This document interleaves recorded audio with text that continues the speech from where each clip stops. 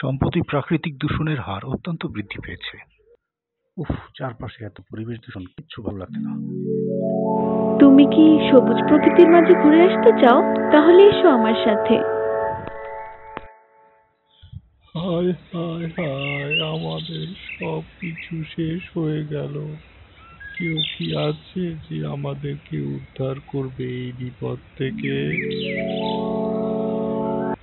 আমরা তোমাদের সাহায্য করব। কি হয়েছে বানর ভাই? দেখো, যুগ যুগ ধরে আমরা এই জঙ্গলে কত শান্তিতে বসবাস করছিলাম।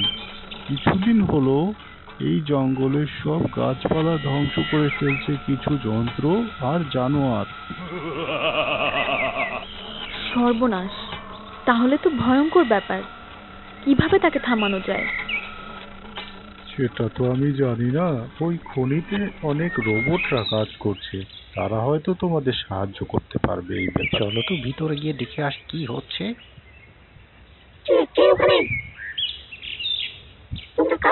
আমরা প্রকৃতি রক্ষা করার জন্য উদ্যোগ নিয়েছি। তাহলে তোমাদের ওই সাইন্টিস্টকে তো হারাতে হবে।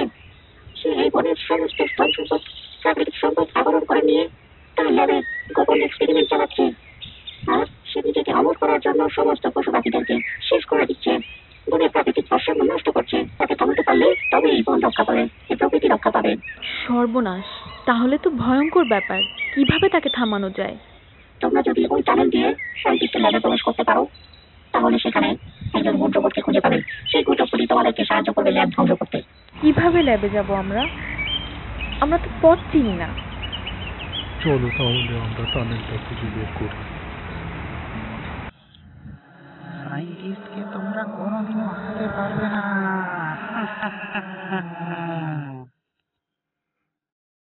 হায় হায়, এখানে তো একটা ভয়ঙ্কর প্রাণী ঘুমিয়ে আছে। চলো পাখি ভাই, আমরা ফিরে যাই।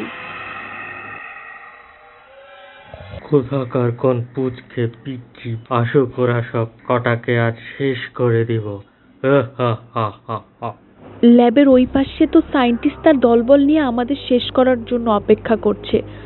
তাহলে পাখি ভাই আর গুড রোবট, তোমরা দেখো তো বুদ্ধি খাটিয়ে কিছু করতে পারো কিনা। কোথায় পালালো ওরা, খুঁজে বের করো।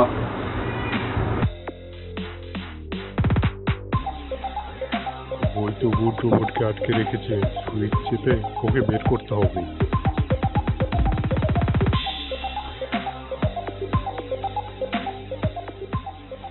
চলো পালাই।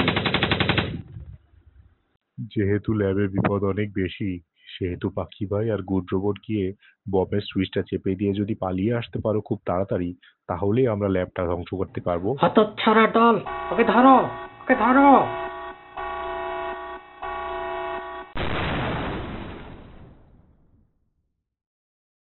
অবশেষে আমরা সায়েন্টিস্টকে হারাতে পারলাম। আর শান্তিপূর্ণ উপায়েও বিদ্যুৎ উৎপন্ন করার অনেক উপায় আছে।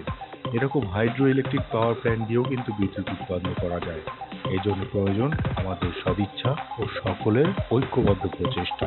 এই মিশন থেকে আমরা এটাই শিখলাম যে আমাদের ক্ষমতা যতই কম হোক না কেন, সবাই মিলে চেষ্টা করলে আমরা প্রকৃতিকে নিশ্চয়ই রক্ষা করতে পারব।